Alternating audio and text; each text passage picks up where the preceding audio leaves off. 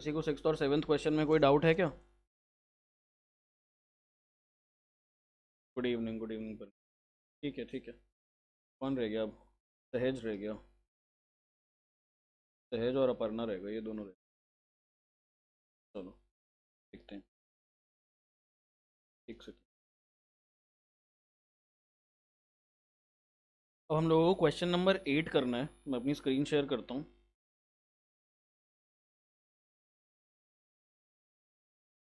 देखते हैं question number 8। Question number 8 में बोलता है from following balances appear in the trial balance of a firm on 31 March 2020। जिसके अंदर हम लोगों के पास ओपनिंग स्टॉक दे रखा है। ओपनिंग स्टॉक में भी हमारे पास रॉ मटेरियल्स का ओपनिंग स्टॉक है। ओपनिंग स्टॉक में हमारे पास रॉ मटेरियल्स का ओपनिंग स्टॉक है, फिनिश गुड्स का ओपनिंग स्टॉक है, फिर परचेजेस दे रखी हैं, सेल्स दे रखी हैं, फिर रिटर्न्स बताए हुए हैं हमें। परचेज रिटर्न कितना है, सेल्स रिटर्न कितना है, wages, factory expenses, freight inward outward. At the end of accounting period stock was इतना इतना, हमारे पास एंड में स्टॉक दे रखा है। देखो अब 3 प्रकार के स्टॉक दिए हुए हैं उस क्वेश्चन के अंदर, ढंग से देखना। एक रॉ मटेरियल्स का, एक फिनिश गुड्स का, एक वर्क इन प्रोग्रेस का। मेरा काम है सपोज पेन बनाना। पेन बनाना। पेन किससे बनेगा? प्लास्टिक से बनेगा। तो जो मैं प्लास्टिक ऑर्डर करूंगा, जो मैं प्लास्टिक मंगवाऊंगा, वो मेरा क्या हो जाएगा? Raw material. प्लास्टिक का ना दाना आता है, उस दाने को हम लोग किसी भी शेप में बना सकते हैं।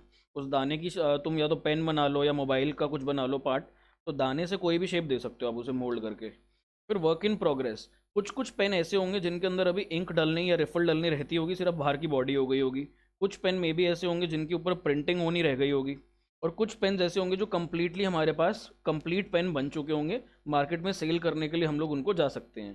तो 3 प्रकार का यहाँ पर स्टॉक दे रखा है। तीनों ही स्टॉक हमारे पास नॉर्मली डील किए जाएंगे जैसे कि हम अब तक करते आ रहे थे। तो यहाँ पर कहता है ट्रायल बैलेंस के हमें बैलेंसेस दे रखे हैं, ट्रेडिंग अकाउंट बनाना है।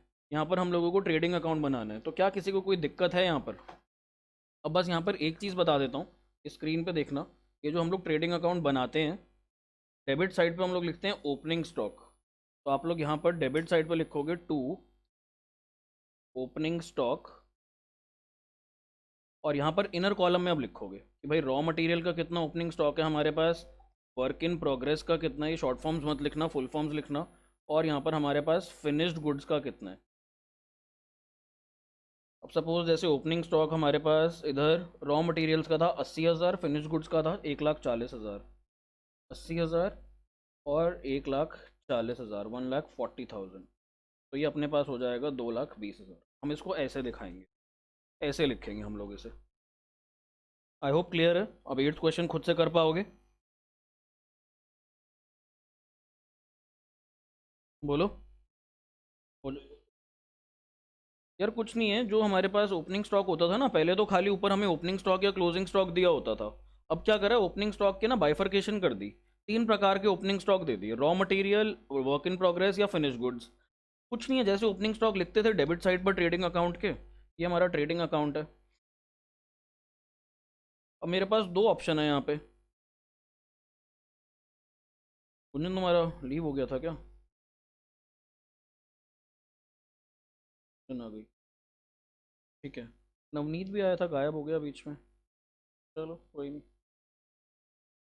तो हमारे पास यहाँ पर ट्रेडिंग अकाउंट में 2 ऑप्शन है, क्या कहते हैं गर्व, या तो हम सीधा टू ओपनिंग स्टॉक लिख दें अगर हमारे पास अमाउंट दे रखी हो, या फिर हमारे पास अगर डिफरेंट डिफरेंट अमाउंट्स हैं तो हम अंदर वाले कॉलम में, इनर कॉलम में अलग अलग से दिखा देंगे।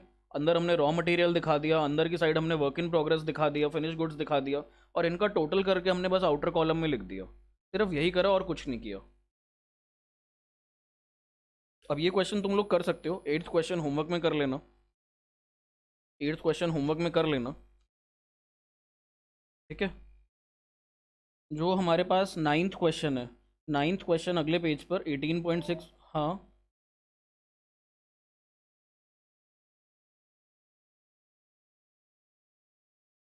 मर्जी है, मत लिखो, कोई फ़र्क नहीं पड़ता उससे। 9th क्वेश्चन देखो। अब 9th क्वेश्चन के अंदर अगले पेज पे 18.64, it says adjusted purchases, sales, freight and carriage inward, wages, freight and carriage outward, closing stock. ये भी आराम से हो जाएगा। इसमें भी ट्रेडिंग अकाउंट बनाना है। 5-5 मिनट के क्वेश्चन हैं, सिर्फ 5 मिनट के। मैं उस दिन एक क्लास लेने गया था फिजिकली एक इंस्टीट्यूट पर, तो उस दिन बच्चों ने बैठ के 7 क्वेश्चन 1 घंटे में निपटाए थे। 7 क्वेश्चन 1 घंटे में, ये एवरेज निकली थी उनकी।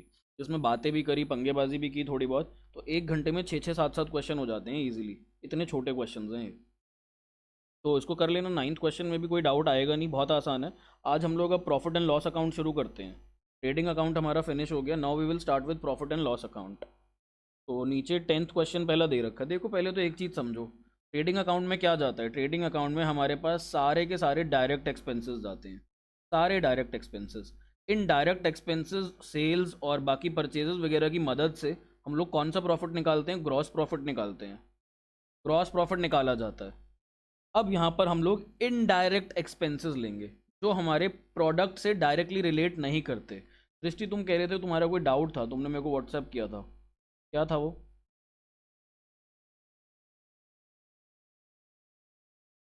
इलेक्ट्रिसिटी वाला था तुम्हारा, पावर एंड इलेक्ट्रिसिटी।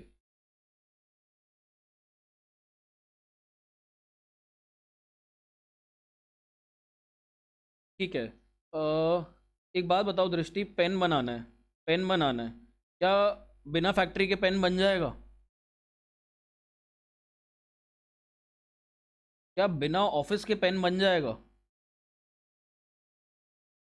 हमारे पास ऑफिस नहीं है, बन जाएगा। तो इलेक्ट्रिसिटी मान के चलो कहाँ पे इस्तेमाल होनी चाहिए फिर, अगर इलेक्ट्रिसिटी खाली एक्सपेंस दे रखो, एक ना एक्सपेंस है इलेक्ट्रिसिटी, कुछ एक्सपेंसेस बता देता हूँ, वो डायरेक्ट एक्सपेंसेस की कैटेगरी में आते हैं। Power, fuel, heating, lighting, electricity, wages, ये सारे के सारे ना हम लोग डायरेक्ट एक्सपेंस मान के चलते हैं। अगर ऑफिस इलेक्ट्रिसिटी लिखा हो, अगर कहीं पे पूरे क्वेश्चन में ऑफिस इलेक्ट्रिसिटी लिखा हो, तब हम उसे इनडायरेक्ट एक्सपेंस मानेंगे। अगर खाली इलेक्ट्रिसिटी लिखा हो तो वी विल अज्यूम कि ये फैक्ट्री की इलेक्ट्रिसिटी की बात कर रहा है यहाँ पर। ठीक है, प्लीज़ इन चीज़ों का ध्यान रखना। ठीक है। अब हमारे पास प्रॉफिट एंड लॉस अकाउंट के क्वेश्चंस हैं, तो जैसे हमारा ट्रेडिंग अकाउंट बनता था वैसे ही प्रॉफिट एंड लॉस अकाउंट बनेगा। अब बुक में एक पैटर्न है, पहले इसने ट्रेडिंग अकाउंट के क्वेश्चन दिए, अब ये पीएनएल के क्वेश्चन देगा, फिर आगे जाकर के कंबाइन क्वेश्चन देगा, पीएनएल और ट्रेडिंग अकाउंट दोनों साथ में बनाने को कहेगा, और बैलेंस शीट भी बनाने को कहेगा। तो हम एक एक करके सीखते हैं, फिर आगे देखते हैं।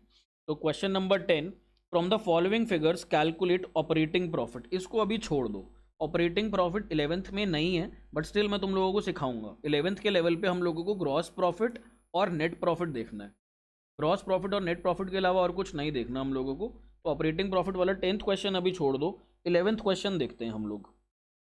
11th क्वेश्चन में कहता है, from the following prepare profit and loss account of Sohan Lal as it would appear in the first year that ended 31 March 2020। तो कहता है पीएनएल अकाउंट बनाओ।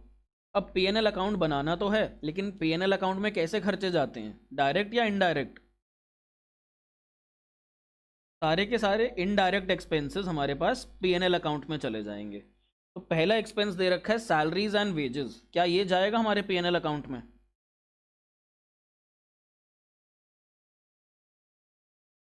और अगर मैं वेजेस एंड सैलरीज बोलूं तो वो नहीं जाएगा, वो नहीं जाएगा। सैलरीज एंड वेजेस और वेजेस एंड सैलरीज, इन दोनों में डिफरेंस है। सैलरी दी जाती है एम्प्लॉयज़ को, जो कि ऑफिस में बैठ के काम करते हैं, बड़े स्ट्रक्चर्ड वे में होती है उनकी सैलरी। और एक होता है हमारे पास वेजेस, वेजेस होती है तो दिन दिहाड़ी लेबर को दी जाती है, मजदूरों को जो दी जाती है। तो मजदूर लगे होते हैं हमारे फैक्ट्री में, और जो हमारे पास एम्प्लॉयज़ होते हैं वो बैठते हैं ऑफिस में। तो अगर मैं सैलरीज एंड वेजेस वर्ड बोलता हूँ तो ये मेरा इनडायरेक्ट एक्सपेंस है। वेजेस एंड सैलरीज बोलता हूँ तो ये मेरा डायरेक्ट एक्सपेंस है। कहीं पे नोट डाल के लिख लो, कहीं पे भी नोट डाल के लिख लो, वेजेस एंड सैलरीज, ये हमारा कैसा एक्सपेंस है, ये हमारा डायरेक्ट एक्सपेंस है। अगर मैं बोलूँ इसकी जगह सैलरीज एंड वेजेस, ये हमारा इनडायरेक्ट एक्सपेंस है।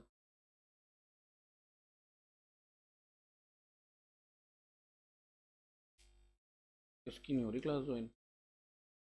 कोई के नाम नहीं आ रहा, अपर्णा होगी।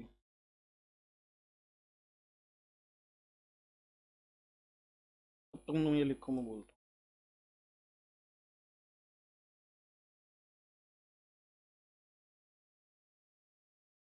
डायरेक्ट एक्सपेंस जाते हैं सारे ट्रेडिंग अकाउंट में, इनडायरेक्ट एक्सपेंस सारे जाते हैं हमारे पीएनएल अकाउंट।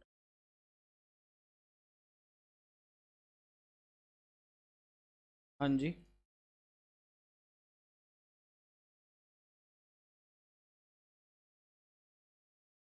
बिल्कुल बिल्कुल, उसी के बेसिस पे करते हैं।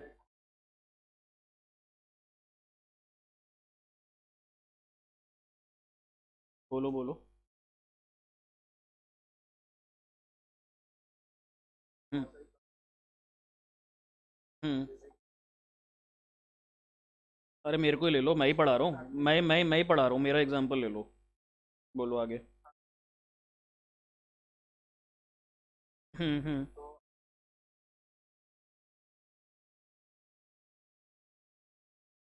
हम्म। बिल्कुल बिल्कुल।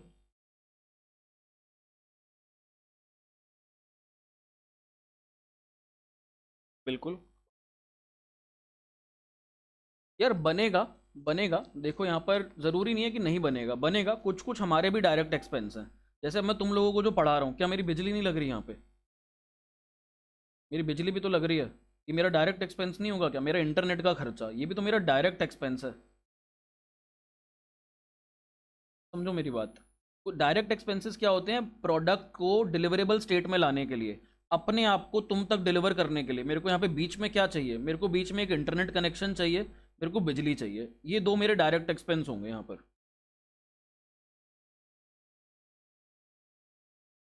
लैपटॉप मेरा इनडायरेक्ट एक्सपेंस है यार। और लैपटॉप तो वैसे ही मेरा एसेट है, लैपटॉप तो एक्सपेंसेस में नहीं आता। लैपटॉप तो मेरा एसेट है। हम तो यहाँ पे खर्चे और कमाइयों की बात कर रहे हैं। ट्रेडिंग एंड पीएनएल अकाउंट में हम सिर्फ खर्चे और कमाई डालते हैं। एसेट्स और लाइबिलिटीज़ हमारी सारी की सारी कहाँ जाएंगी? ये हमारी सारी बैलेंस शीट में जाएंगी। हाँ, अब लैपटॉप पे मेरे डेप्रीसिएशन लग रहा है, जो मेरे लैपटॉप पे डेप्रीसिएशन लग रहा है, ये क्या होगा? ये मेरा इनडायरेक्ट खर्चा होगा। ठीक है। तो जो भी मेरे खर्चे हैं डायरेक्ट, खाली दो ही डायरेक्ट खर्चे आ रहे हैं मेरे, एक इंटरनेट और एक बिजली का, इसके अलावा मेरा और कोई डायरेक्ट खर्चा आ नहीं रहा। तो मेरा ग्रॉस प्रॉफिट जो आएगा बहुत ज़्यादा आएगा, बहुत ज़्यादा। सपोज मान लो अगर तुम सबसे मैं 50,000 रुपये, ये मेरी सेल आ रही है, कितने की मेरी सेल आई है? 50,000 रुपये की। मेरा इंटरनेट का खर्चा कितने का महीने का? मैक्सिमम 1,000 रुपये आएगा। बिजली का बिल भी कितना आ जाएगा महीने का? मैक्सिमम 2,000 रुपये आ जाएगा। तो यहाँ पर जो मेरा डायरेक्ट एक्सपेंसेस होंगे वो होंगे टोटल 3,000 रुपये के। तो तुम कह सकते हो सर आपका ग्रॉस प्रॉफिट 47,000। ग्रॉस प्रॉफिट मेरा 47,000 है। कोई भी मुझसे पूछेगा भाई प्रोडक्ट से या अपनी से सर्विसेज देकर के कितना कमा लेते हो, तो मैं कहूँगा 47,000 कमा लेता हूँ। कहेंगे ओवरऑल कितना कमा लेते हो? मैं कहूँगा यार नया नया स्टूडियो सेटअप करा है, 30,000 रुपये तो मेरे फिक्स एसेट्स पर डेप्रीसिएशन आ जाता है। यहाँ तक था मेरा ट्रेडिंग अकाउंट, ऊपर तक नीचे आते हैं तो यहाँ से मेरा पीएनएल अकाउंट शुरू हो जाता है। मैं कहूँगा यार डेप्रीसिएशन डेप्रीसिएशन ही 30,000 लग जाता है। और कोई खर्चा है क्या मेरा? और कोई खर्चा आई डोंट थिंक सो है मेरा। तो यही खर्चा रहता है, डेप्रीसिएशन जो फिक्स एसेट्स का है। तो मेरा नेट प्रॉफिट जो निकल के आएगा वो आएगा 17,000 रुपये, 17,000 रुपीज़। समझ आया शाश्वती वाला पॉइंट? ठीक है। अच्छा देखो, जो भी हमारा ग्रॉस प्रॉफिट होता है ना, ग्रॉस प्रॉफिट को हम लोग इधर नीचे लेकर के आ जाते हैं। तुम लोगों ने जब फॉर्मेट बनाया होगा बुक से देखकर, तो तुम लोग यहाँ पर लिखते होगे बाय ग्रॉस प्रॉफिट। तो ग्रॉस प्रॉफिट को हम लोग ऑपोजिट साइड में नीचे ले आते हैं, 47,000। तभी मैं दोनों साइड का टोटल कर पाऊंगा। तभी मैं दोनों साइड का यहाँ पे टोटल कर पाऊंगा, 47,000, और इधर भी मेरे पास 47,000। बेसिकली ये जो नेट प्रॉफिट होता है ये मेरा बैलेंसिंग फिगर बनता है। अब यहाँ पर तुम देख सकते हो क्रेडिट साइड पे मेरे पास 47,000 पड़ा है, डेबिट साइड पे मेरा खर्चा डेप्रीसिएशन के नाम का पड़ा है 30,000 रुपये। तो मेरा नेट प्रॉफिट कितना निकल के आ जाएगा? ये मेरा बैलेंसिंग फिगर बनता है। This is my balancing figure. ठीक है, अभी हम क्वेश्चन करेंगे तो क्वेश्चन से और क्लैरिटी आ जाएगी हमारे पास, और क्लियर हो जाएगा क्वेश्चन करते करते। तो लेट अस सी क्वेश्चन नंबर 11 देख। यार ग्रॉस प्रॉफिट होता है जो तुम डायरेक्टली प्रोडक्ट को बेचकर या अपनी सर्विसेज को बेचकर कमाते हो। नेट प्रॉफिट होता है जो तुम ओवरऑल अपने बिजनेस से कमाते हो। ठीक है। अब जैसे मान के चलते हैं उर्जित, तुम कहीं जॉब कर रहे हो, तुम्हारी ग्रॉस सैलरी कितनी और नेट सैलरी कितनी है? कंपनी कहती है हम तुम्हें 10 लाख रुपए की सैलरी देते हैं, तो तुम कहते हो सर मेरी साल की सैलरी 10 लाख रुपए ग्रॉस। मैं कहता हूँ इन हैंड कितनी मिलती है? जनरली ना लोग ये पूछते हैं कि आपकी इन हैंड सैलरी कितनी है, क्योंकि कंपनी कुछ पैसा इंश्योर। हाँ हाँ, एंड में नेट कितना बचता है तुम्हारे हाथ में, घर पे कितना लेकर के आते हो? तो जब तुम्हें कंपनी 10 लाख रुपए सैलरी देगी साल का, कंपनी टैक्स भी काटेगी इसके ऊपर। कंपनी उसके ऊपर तुम्हारे इंश्योरेंस का और पेंशन का पैसा भी काटेगी जो फ्यूचर में तुम्हें मिलेगा। तो तुम नेट हैंड में जो लेकर के आओगे, मे बी 7.5 या 8 लाख रुपए घर लेकर के आओगे। तो तुम्हारा gross salary is 10 lakh, net salary is 8 lakh. ठीक है। चलो अब क्वेश्चन नंबर 11 देखते हैं। क्वेश्चन नंबर 11 देखते हैं। तुम लोगों ने ये भी होमवर्क में करना है, बस पेंसिल उठा लो। पेंसिल से तुम लोगों ने लिखना है यहाँ पर कि ये डायरेक्ट एक्सपेंस है या इनडायरेक्ट एक्सपेंस है।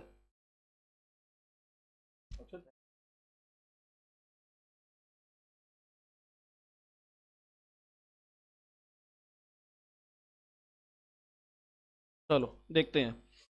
सैलरीज एंड वेजेस कैसा खर्चा है, ये डायरेक्ट एक्सपेंस है या इनडायरेक्ट एक्सपेंस है? इनडायरेक्ट, तो इसके आगे लिख दो आईडी। इनडायरेक्ट के लिए लिख दो आईडी, डायरेक्ट के लिए लिख देना डी। डायरेक्ट के लिए लिख देना डी, इनडायरेक्ट के लिए लिख दो आईडी। तो वैसे मैं बता देता हूँ तुम लोगों ने करना क्या है। तुम लोगों ने होमवर्क में पीएनएल अकाउंट बनाना है, प्रॉफिट एंड लॉस अकाउंट बनाना है, और इधर तुम लोग लिखोगे टू सैलरीज एंड वेजेस, और यहाँ पर अकाउंट वर्ड ज़रूर लिखना, कई बच्चे अकाउंट वर्ड नहीं लिखते, नंबर कट जाएंगे इसके। और यहाँ पर 30,000 लिख दोगे तुम। ये एक्सपेंस है, जितने भी एक्सपेंसेस हैं सारे के सारे डेबिट साइड पे आएंगे, जितनी भी इनकम्स हैं सारी की सारी क्रेडिट साइड पे जाएंगी। अगला कमीशन, नहीं नहीं, एंड में लगाना है एक बार। नेक्स्ट, क्या बुक में अकाउंट नहीं लगाया हुआ? इलस्ट्रेशन खोलना, कोई भी इलस्ट्रेशन खोलना ज़रा। हाँ इन्होंने वैसे नहीं लगाया हुआ, लेकिन हमें लगाना है भाई, गलत है ये। हमें लेजर अकाउंट का फॉर्मेट फॉलो करना होता है, लेजर ही तो है ये। लेजर में सब जगह हम लोग अकाउंट वर्ड लगाते हैं, फिर लगा लेना। बोलो शाश्वत, कुछ कह रहे थे तुम?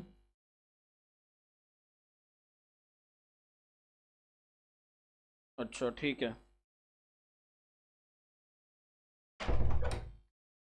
चलो आगे देखते हैं। अगला हमारे पास कहता है यहाँ पर कमीशन पेड, ये कैसा एक्सपेंस है, डायरेक्ट एक्सपेंस या इनडायरेक्ट एक्सपेंस?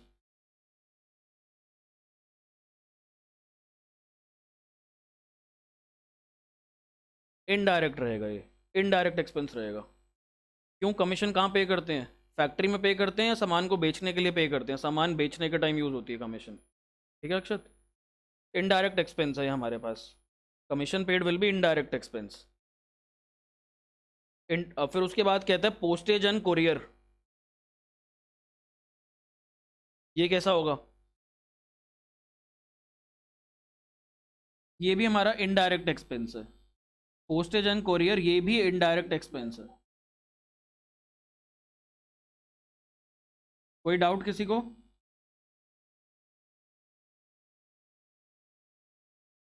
ये क्यों होगा इनडायरेक्ट, बताओ। पोस्टेज एंड कोरियर क्यों लगता है हमारा, बिजनेस में किस लिए यूज़ करते हैं? ऑफिस से लेटर वगैरह भेजते हैं, पोस्टेज एंड कोरियर। कोरियर का क्या मतलब होता है, लेटर्स भेजना। तो जो भी आप लेटर्स भेजोगे, जो भी आप पार्टीज़ को इन्फॉर्म करोगे कि भाई मैंने आपका इतना पैसा देना है या आपसे इतना लेना है, या जो भी इंटीमेशन होता है भाई माल भेज दिया है मिल जाएगा इस दिन, तो ये सारा क्या है हमारे पास, इनडायरेक्ट खर्चा ही तो है। लेबर लोग थोड़ी ना करते हैं खर्चा, ये सारा खर्चा कौन करता है? ऑफिस के जो एम्प्लॉयज़ होते हैं वो लोग लेटर्स भिजवाते हैं, भेजते हैं। हमारा खर्चा डायरेक्ट कौन सा होता है, प्रोडक्ट को डिलीवरेबल स्टेट में लाने का। प्रोडक्ट को डिलीवरेबल स्टेट में ले आए, उस दौरान क्या हमारा कोई पोस्टेज एंड कॉरियर का खर्चा होगा क्या उसमें?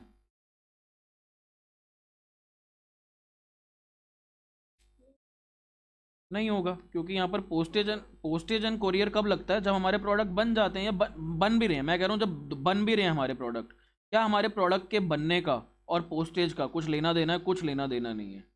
एक तुम्हारे हाथ में जो पेन है, जो तुम्हारे हाथ में रजिस्टर है, इसके अंदर क्या पोस्टेज का खर्चा है या क्या कुरियर का खर्चा है, तुम बता ही नहीं सकते। तो यहाँ पर तुम देखकर क्या बता सकते हो, उसमें पेपर का खर्चा लगा होगा, प्रिंटिंग का खर्चा लगा होगा। ये सारी चीज़ें तुम फिर भी देखकर इसको बता सकते हो। जो खर्चा तुम प्रोडक्ट को देखकर नहीं बता सकते, वो सारे इनडायरेक्ट एक्सपेंसेस होते हैं। मान लो पोस्टेज कोरियर ना भी करूँ मैं, अगर अगर मैं ना भी भेजूँ लेटर्स, तो क्या मेरी फैक्ट्री नहीं चलेगी? क्या मेरी फैक्ट्री फिर भी चलेगी? मेरी फैक्ट्री तो फिर भी चलेगी यहाँ पर। तो मेरे जितने भी एक्सपेंसेस लगते हैं प्रोडक्ट को डिलीवरेबल स्टेट में लाने के लिए, वो डायरेक्ट एक्सपेंस होते हैं। पोस्टेज एंड कोरियर कहीं पर भी मेरे पेन बनने में मदद नहीं कर रहा। तो this will be an indirect expense. आगे बात करते हैं इंश्योरेंस। हमने अपनी फैक्ट्री का इंश्योरेंस करा लिया या हमने अपनी ऑफिस का इंश्योरेंस करा लिया। अगर फैक्ट्री का इंश्योरेंस करा रहे हैं तो डायरेक्ट एक्सपेंस, अगर ऑफिस का इंश्योरेंस करा रहे हैं तो इनडायरेक्ट एक्सपेंस। अब यहाँ पर नहीं लिखा हुआ कुछ भी, तो हम मान के चलेंगे इनडायरेक्ट। इनडायरेक्ट होगा अक्षत, ये हम मान के चलेंगे यहाँ पर हमारा इनडायरेक्ट एक्सपेंस है। इंश्योरेंस जो है इनडायरेक्ट एक्सपेंस।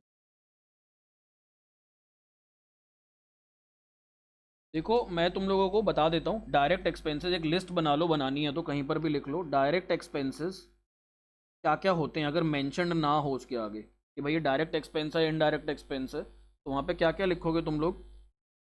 हीटिंग। सेकंड आ जाओ पावर एंड फ्यूल। थर्ड हमारे पास आ जाओ wages and salaries. Heating, heating. Lighting. फिर आ जाओ इलेक्ट्रिसिटी। फिर आ जाओ carriage, cartridge, freight.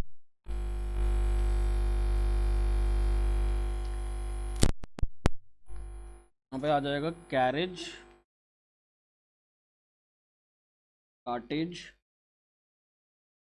And freight. अगर ये लिखा होता है तो हम इसको हमेशा इनवर्ड मान के चलते हैं। अगर इसके आगे नहीं लिखा ना इनवर्ड है या आउटवर्ड है, तो हम इसको हमेशा इनवर्ड मान के चलते हैं। Heating, power and fuel, wages and salaries, lighting, electricity, carriage, cartage and freight, inward. ये इनवर्ड एक्सपेंस माना जाता है। All expenses, all expenses on purchases, ये सारे के सारे हमारे पास डायरेक्ट एक्सपेंसेस होते हैं। एट था जो हमारे पास ऑल फैक्ट्री एक्सपेंसेस, जो भी खर्चा फैक्ट्री पे करोगे ये सारे हमारे के पास डायरेक्ट एक्सपेंसेस होते हैं। इनके अलावा कोई भी एक्सपेंस आ जाए, कोई भी, वो हमारा कैसा एक्सपेंस रहेगा? इनडायरेक्ट एक्सपेंस रहेगा।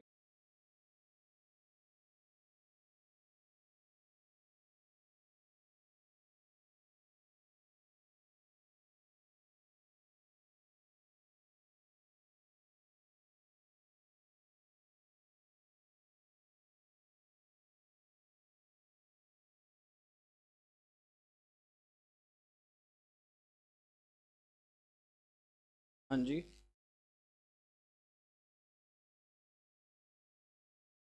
हाँ तो फैक्ट्री के डायरेक्ट ही होते हैं सारे एक्सपेंसेस, ऊपर लिखा है ना मैंने, डायरेक्ट एक्सपेंसेस की तो लिस्ट दी है तुम्हें। इनके अलावा कोई भी खर्चा होगा वो हमारा इनडायरेक्ट एक्सपेंस होगा।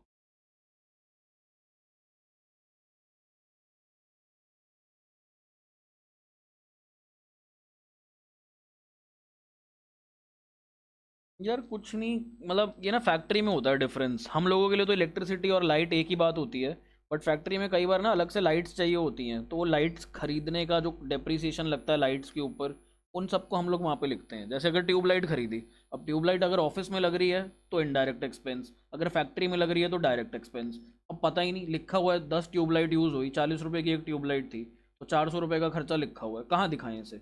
इसको हम लोग अजम्पशन लेते हैं कि डायरेक्ट एक्सपेंस होगा। जब तक इसके आगे मेंशन नहीं है फैक्ट्री या क्या कहते हैं ऑफिस, तो हम मान के चलते हैं कि जो लाइट लगी होगी ये फैक्ट्री में ही लगी होगी।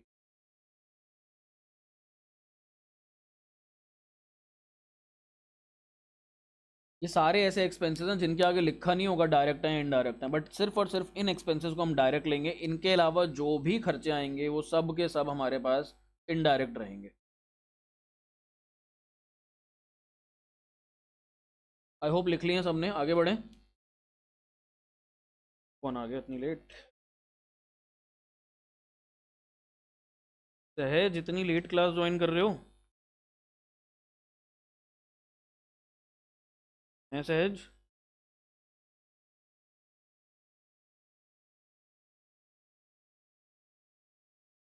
सहज बता दिया करो, और प्लीज़ क्लास बाद में आगे पीछे चले जाया करो।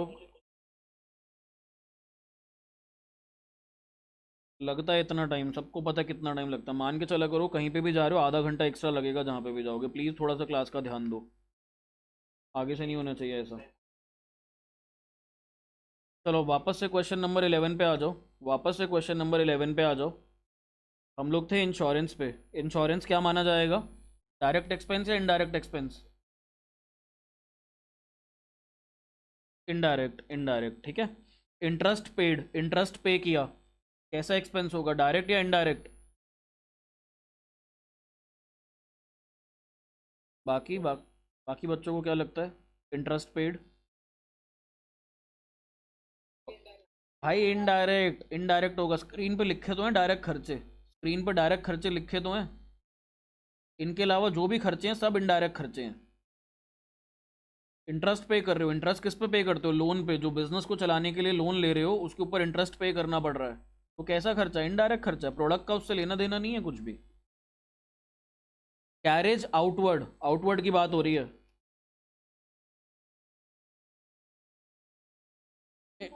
इनडायरेक्ट होगा ये, वो जो उसकी बड़े टाइम बाद आवाज आई। हाँ, डायरेक्ट, वो डायरेक्ट होता है।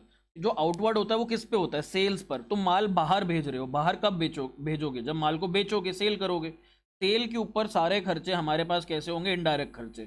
जब तुम मंगवा रहे हो माल, कच्चा माल मंगवा रहे हो अपने लिए या बना हुआ माल मंगवा रहे हो, तो ये तुम क्या कर रहे हो? परचेज कर रहे हो। परचेज से रिलेटेड सारे खर्चे डायरेक्ट होंगे। ठीक है उर्जित? एडवर्टाइजिंग, हाँ परचेज रिटर्न होता है, वो रिटर्न आउटवर्ड। तुमने रिटर्न बाहर कर दिया, बाहर भेज रहे हो, वापस कर रहे हो, तो यानी कि जो परचेज किया था माल वो वापस कर रहे हो, तो वो परचेज रिटर्न है। रिटर्न इनवर्ड होता है, हमने किसी को माल बेचा था, उसने हमें वापस भेज दिया, तो वो सेल रिटर्न है। चाहे रिटर्न आउटवर्ड हो चाहे रिटर्न इनवर्ड हो, दोनों ही ट्रेडिंग अकाउंट में आते हैं, परचेज रिटर्न और सेल रिटर्न के नाम से। कैरेज इनवर्ड हो तो ट्रेडिंग में आएगा, कैरेज आउटवर्ड हो तो हमारे पास पीएनएल में आएगा।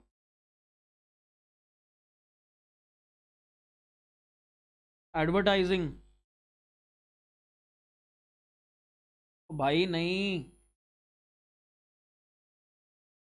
इनडायरेक्ट, इनडायरेक्ट परिणीता लिस्ट दे रखी है स्क्रीन पे, देखो। इन सारे लिस्ट के अलावा जितने भी खर्चे हैं सब इनडायरेक्ट में जाएंगे।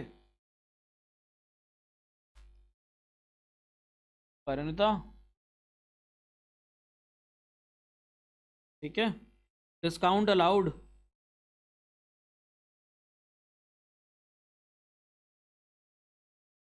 ये भी इनडायरेक्ट है, ठीक है बिल्कुल। रेंट रिसीव्ड, अब ये इनकम है, अभी तक खर्चे आ रहे थे, अब ये कमाई आ गई। रेंट रिसीव्ड, ये कैसी कमाई है? डायरेक्ट कमाई है या इनडायरेक्ट कमाई है? हाँ,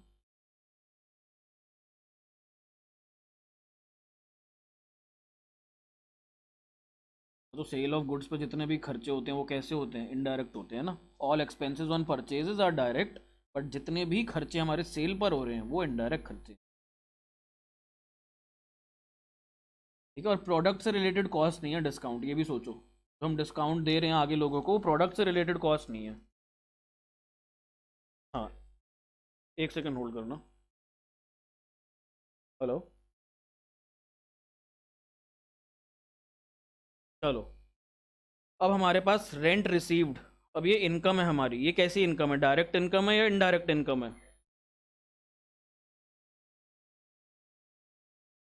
हाँ,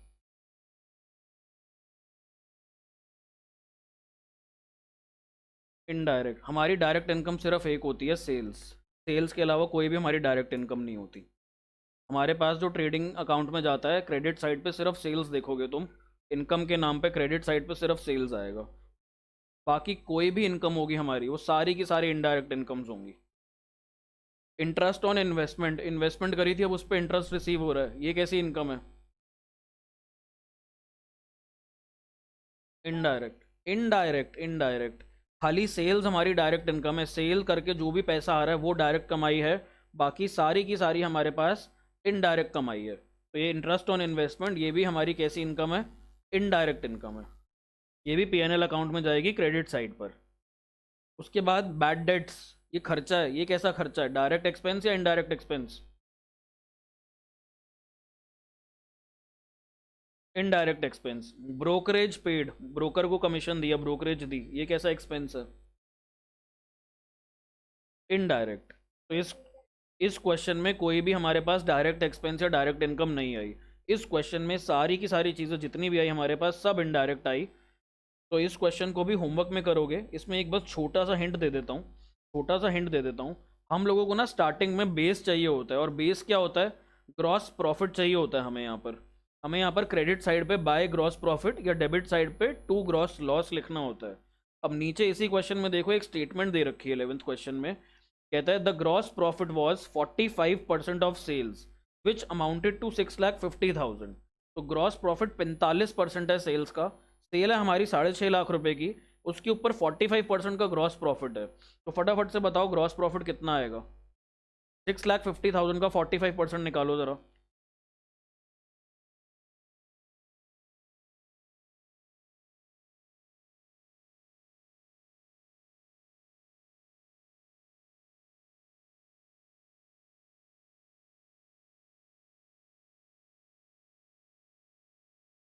हाँ हाँ, निकालो ना इसका। 6,50,000 का 45% निकालो, ग्रॉस प्रॉफिट निकालो कितना आ रहा है।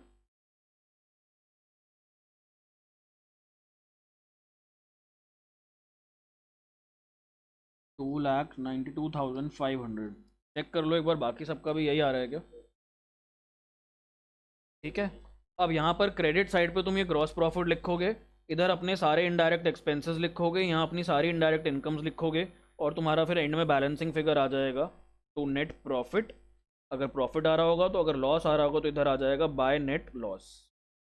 ये हमारे बैलेंसिंग फिगर्स आ जाते हैं, ऐसे हमारा P&L अकाउंट बन जाएगा। क्या किसी को कोई डाउट, दिक्कत, परेशानी है?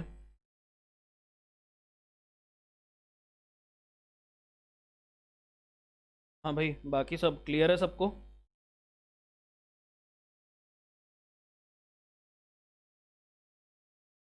क्या चीज़, क्या कह रहे हो चितवन, कुछ कह रहे हो? नहीं यार, 3 हो गए ना, क्वेश्चन नंबर 8, 9, 11। होमवर्क में क्वेश्चन नंबर 8, 9, 11, ये 3 हो गए ना अभी। ठीक है, अब 12th क्वेश्चन देखते हैं एक बार। 12th क्वेश्चन में भी यही कह रहे हैं, from the following information prepare profit and loss account for the year ended 31 March 2020। तो इसके अंदर ग्रॉस प्रॉफिट दिया हुआ है, पिछले क्वेश्चन में अब निकालना था, परसेंटेज में गिवन था। यहाँ पर हम लोगों को गिवन है gross profit already. Gross profit already given है यहाँ पर, तो क्रेडिट साइड पे पहले लिख दोगे बाय बाय ग्रॉस प्रॉफिट 1,20,000। फिर अब आगे देखते हैं, अब अगेन पेंसिल उठा लो और बुक में देखो, लिखो रेंट कैसा है हमारे पास। पहले तो ये चीज़ रेंट, यहाँ पे खाली रेंट लिखा है। खाली, हाँ, हमें हमारे पास खाली रेंट लिखा हुआ है यहाँ पर। तो खाली रेंट क्या होगा, रेंट पेड या रेंट रिसीव्ड, क्या मान के चलें इसे?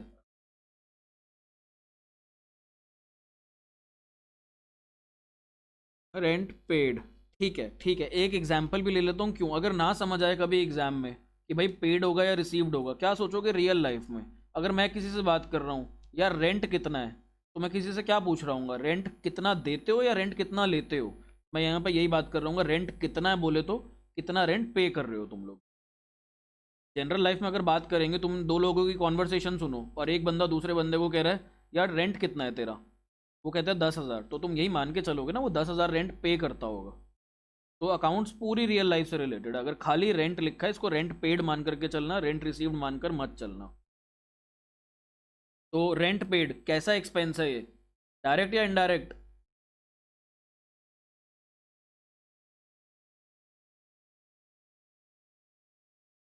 हाँ बोलो बोलो। यार ग्रॉस प्रॉफिट क्या होता है उर्जित? तुम लोगों ने अकाउंट्स बनाए थे, वो होमवर्क दिया था मैंने, जब मैंने कहा था ट्रेडिंग और P&L अकाउंट बनाओ, तो ट्रेडिंग अकाउंट यहाँ पे आता है। ट्रेडिंग अकाउंट में तुम्हारा बैलेंसिंग फिगर यहाँ पर निकल के आता है ग्रॉस प्रॉफिट। तो तुम ये ग्रॉस प्रॉफिट 1,20,000 यहाँ पर निकालते हो, सर हमारा इतना ग्रॉस प्रॉफिट आया ट्रेडिंग अकाउंट में। अब तुम्हें यहाँ पर सारे खर्चे लिखने हैं इनडायरेक्ट, यहाँ पर सारी इनडायरेक्ट इनकम लिखनी है। तो ग्रॉस प्रॉफिट को भी तो इधर लेकर के आओगे ना, ये भी तो कमाया है तुमने।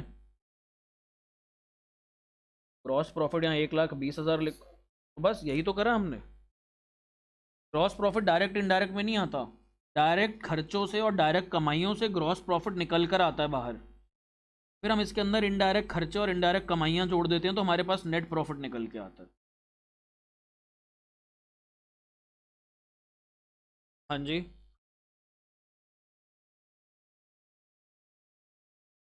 ये इसी पे ही आने वाला था मैं। रेंट पेड हमारे पास यहाँ पे सबने बोला इनडायरेक्ट, सही बोला। जब तक मेंशन ना हो हम रेंट मान के चलेंगे ऑफिस का रेंट है। जब तक मेंशन ना हो हम मान के चलते हैं ऑफिस का रेंट है। देखो मैंने लिस्ट दी थी यहाँ पे शाश्वत, इस शाश्वत मैंने लिस्ट दी थी, ये सारे डायरेक्ट एक्सपेंसेस होते हैं हमारे। अगर रेंट, खाली रेंट लिखा होता तो मैं यहाँ पर लिस्ट में ज़रूर डालता। ऑफिस रेंट लिखा है तो मान के चलेंगे इनडायरेक्ट, फैक्ट्री रेंट लिखा है तो डायरेक्ट, खाली रेंट लिखा है तो भी इनडायरेक्ट। ठीक है, चलो आगे। सैलरी, सैलरी हमारा एक्सपेंस होता है, कैसा एक्सपेंस है, डायरेक्ट के indirect? Indirect, perfect. Commission paid, ये भी इनडायरेक्ट, ऊपर आया था 11th क्वेश्चन में, देखो सेकंड पार्ट वही था ऊपर, इतना टाइम नहीं लगना चाहिए अब। Interest on loan, indirect expense. Advertisement, ठीक है ठीक है, इंटरेस्ट रिसीव्ड, ये भी इनडायरेक्ट इनकम है हमारी। ठीक है, डिस्काउंट अलाउड, ये भी इनडायरेक्ट इनकम है। ठीक है, डिस्काउंट रिसीव्ड। ठीक है, printing and stationery,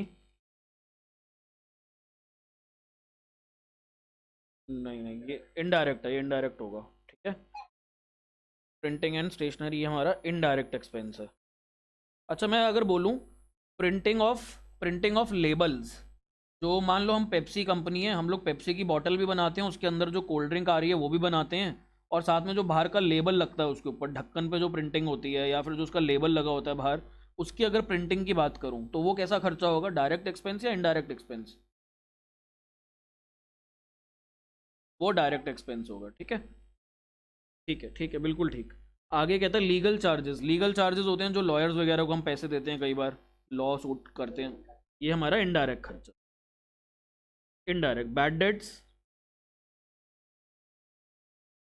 indirect loss by fire, ये भी हमारा इनडायरेक्ट एक्सपेंस है, इनडायरेक्ट एक्सपेंस है ये हमारा। आगे डेप्रिसिएशन, ये भी इनडायरेक्ट एक्सपेंस है। Miscellaneous income, miss indirect, miscellaneous का क्या मतलब होता है? जो इनकम हमें, नहीं नहीं, वो अक्रूड होती है। मिसलेनियस इनकम होती है जो छोटे छोटे सोर्सेज से आनी होती है, जो छोटे छोटे सोर्सेज से इधर उधर से आनी होती है। जैसे कई बार मैं क्या करता हूँ, मेरा मेन काम क्या है, पढ़ाना, मैं कॉलेज में भी पढ़ाता हूँ, तुम्हें भी पढ़ाता हूँ, ये मेरी इनकम है, नॉर्मल इनकम है। बट मेरे पास ना कई बार मिसलेनियस इनकम भी हो जाती है। मिसलेनियस इनकम कैसे हो जाती है? मिसलेनियस इनकम कई बार मैं ना, एक पोर्टल है वहाँ पे क्वेश्चन सॉल्व करने के पैसे मिलते हैं। अगर आप क्वेश्चन सॉल्व करो तो आपको पर क्वेश्चन के हिसाब से पैसे देते हैं। तो महीने के मैं कुछ क्वेश्चन कभी अपने खाली टाइम में वहाँ पे सॉल्व कर देता हूँ बैठ के, तो उसको मैं अपनी मिसलेनियस इनकम मानता हूँ। वो मेरी मिसलेनियस इनकम होती है। तो छोटी मोटी जो कमाई होती है हमारी, वो सारी की सारी मिसलेनियस इनकम है। तो हमारा ये क्वेश्चन भी खत्म। सच बता रहा हूँ, 4 क्वेश्चन करने होमवर्क में, 8 9 11 12, क्वेश्चन नंबर 8 9 11 12, मैक्सिमम 1 घंटा लगना चाहिए इसके अंदर, मैक्सिमम। अगर 1 घंटे से ज़्यादा लगा रहे हो तो समझ लेना तुम्हारी एफिशिएंसी सही नहीं है, स्पीड सही नहीं है। क्वेश्चन नंबर 8 9 11 12, ये होमवर्क में करना है। हो जाएगा आराम से, बहुत आराम से हो जाएगा ये हमारे पास। ठीक है, कर लोगे? परसों वाली क्लास तक करना है, परसों लास्ट क्लास होगी हमारी, उसके बाद मैं 6 दिन की तुम्हें छुट्टी दे रहा हूँ। फिर हम क्रिसमस पे मिलेंगे सीधा। बीच बीच में टेस्ट मैंने तुम्हें बोले हुए हैं, एक कैश बुक का टेस्ट बोला हुआ है और एक ट्रायल बैलेंस का टेस्ट बोला हुआ है तुम लोगों को। प्लीज़ यार, ये हो जाएगा कभी भी, जैसे फ्राइडे ऑनवर्ड तुम्हारी छुट्टियां स्टार्ट हो रही है ना, तो मंडे को ले लूँगा, एक एक मे बी वेंसडे को ले लूँगा। 18th को तो नहीं ले रहा, 18th को तो मना ही कर रहा हूँ। फ्राइडे है बाबा, 18 तारीख फ्राइडे है, 18 तारीख फ्राइडे है। मतलब कभी भी ले लूँगा, संडे को ले लूँगा, मंडे को, ट्यूसडे, वेंसडे, जब मन करेगा तब ले लूँगा। बस तैयारी रखना एक कैश बुक के टेस्ट की, और एक तुम्हारी उसकी क्या कहते हैं, ट्रायल बैलेंस। ये 2 चैप्टर अपने तैयार कर लो। शाश्वत, तुम्हारा कुछ डाउट था आज, तुमने भेजा था ग्रुप पे, मतलब मेरे को अलग से। मैं देख लेता हूँ एक बार। हाँ शाश्वत, बोलो इसके अंदर क्या है, इसको मैं जूम इन कर लेता हूँ थोड़ा सा।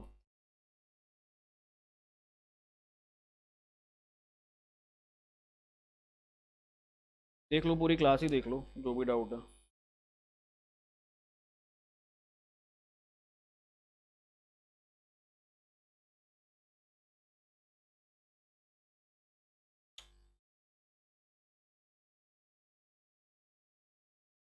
हाँ शाश्वत, बोलो इसके अंदर कौन सी डेट वाली एंट्री बताऊँ?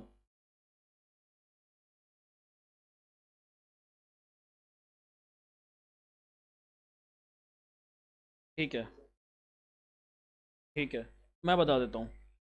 तो इसके अंदर ना, पहले Feb 3 वाली एंट्री देखो। Received a cheque of ₹5880 for cash sales, cheque was immediately deposited into bank. एक चेक मिला हमें, वो हमने बैंक में क्लियर क्लियर डिपॉजिट करा दिया। फिर Feb 5 को कहता है, receive 2 cheques from Kalpana each of ₹10,000। Kalpana ने हमें 2 चेक दिए 10-10 हज़ार रुपये के। 10-10 हज़ार रुपए के 2 चेक दिए। तो अभी इसी टाइम इसको अपनी कैश बुक में मत डाल देना। जब भी तुम्हें चेक रिसीव होता है, मैंने तुम लोगों को बोला आगे की 3-4 एंट्री ज़रूर देखा करो। तो कल्पना से एक चेक मिला हमें 10 हज़ार, 2 चेक मिले 10-10 हज़ार रुपए के। अगली एंट्री में क्या कहता है, first cheque receive from Kalpana is endorse to Sunita. जो हमें पहला चेक मिला था ना कल्पना से, हमने वो सीधा सीधा उठा करके सुनीता को दे दिया। हमने अपने अकाउंट में नहीं डाला, हमने वही cheque as it is Sunita को दे दिया। सपोज शाश्वत, तुम इस महीने फीस मेरे को चेक से देते हो, तुमने मेरे को 5 हज़ार रुपये का चेक दिया, और मैंने आगे किसी को 5 हज़ार रुपये देने थे, तो मैं क्या करूंगा, तुमसे चेक लूंगा और यही चेक आगे पकड़ा दूंगा किसी को। मैं अपनी कैश बुक में एंट्री नहीं करूंगा इसकी। ठीक है शाश्वत?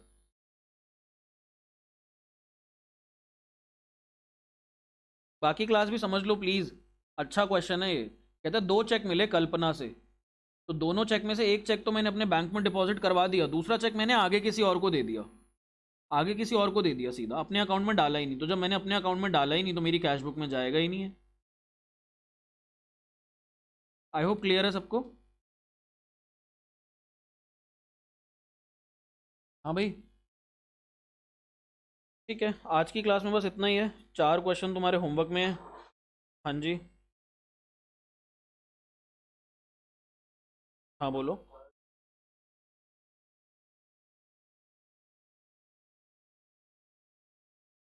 नहीं नहीं, सीधा सीधा सीधा सीधा सीधा चेक जो डिपॉजिट हुआ वही। सीधा जो चेक डिपॉजिट हुआ, यहाँ पे ना कैश सेल्स जो लिखा है ना, कैश सेल में भी हमें चेक मिल रहा है, कैश नहीं मिल रहा। उसके कैश सेल का बोलने का मतलब है कि इमीडिएटली पैसा मिला। यहाँ पे कैश सेल्स का मतलब है मनी सेल्स। अब ये मनी कैश के फॉर्म में नहीं आई, चेक के फॉर्म में आई। अगर हमारे पास कैश रिसीव होता, तो पहले हम कैश की एंट्री करते, फिर इसकी कॉन्ट्रा एंट्री करते एक और।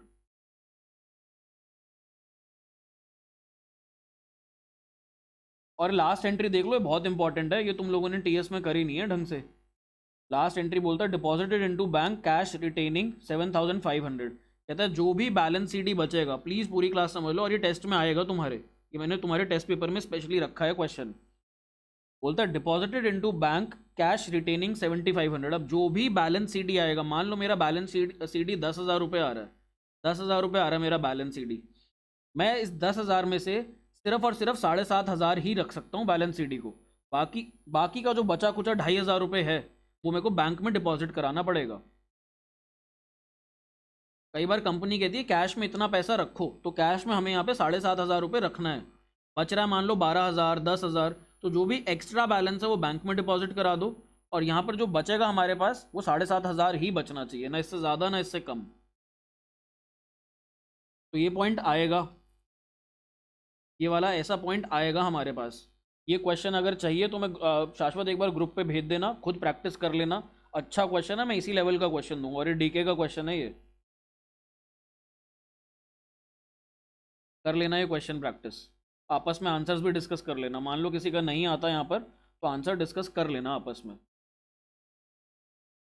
बस आज की क्लास में यही है, और कोई डाउट है किसी को तो पूछ लो। 4 क्वेश्चन होमवर्क में है। नेक्स्ट क्लास में मिलेंगे हम लोग अब 7:10 पे।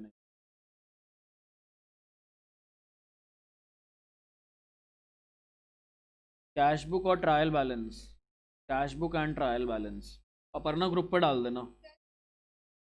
हाँ इसी ऑर्डर में, पहले कैश बुक का फिर ट्रायल। कल नहीं है, परसों। परसों तो तुम आ नहीं रहे हो, उर्जित भी नहीं आ रहा। अरे परसों फ्राइडे नहीं है भाई, परसों वेंसडे है। मुझे क्या, परसों क्लास होगी, 16 तारीख को क्लास होगी। 18 इस फ्राइडे से छुट्टी है, और सीधा अब अगले फ्राइडे को क्लास होगी। मतलब वेंसडे परसों तुम्हारी आखिरी क्लास है, उसके बाद अगले हफ्ते फ्राइडे में होगी। 18 से 24 तुम्हारी छुट्टी है, और छुट्टी भी क्या है, बीच में 2 तुम्हारे टेस्ट हैं। 18 से 24 में बीच में तुम्हारे 2 टेस्ट हैं, क्लास नहीं है बस, ठीक है। कैश बुक और ट्रायल बैलेंस छोटू सा चैप्टर है, बहुत छोटा सा चैप्टर है। कैश बुक के अंदर कॉन्सेप्ट्स हैं बहुत सारे, तो कैश बुक को अच्छे से कर लेना, ट्रायल बैलेंस पे कम टाइम लगेगा। डबल डबल कॉलम, खाली डबल कॉलम, सिंगल कॉलम नहीं आती एग्जाम में, डबल कॉलम ही आती है। ठीक है, कर लेना, जा सकते हो। Bye bye. Bye bye bye. क्या कह रहे हो? Bye bye. हाँ हाँ, डाल देना ना, double column cash book test, trial balance test, बस ये सब डाल देना, और आज का होमवर्क डाल देना ग्रुप पे। Bye bye. Bye bye bye bye.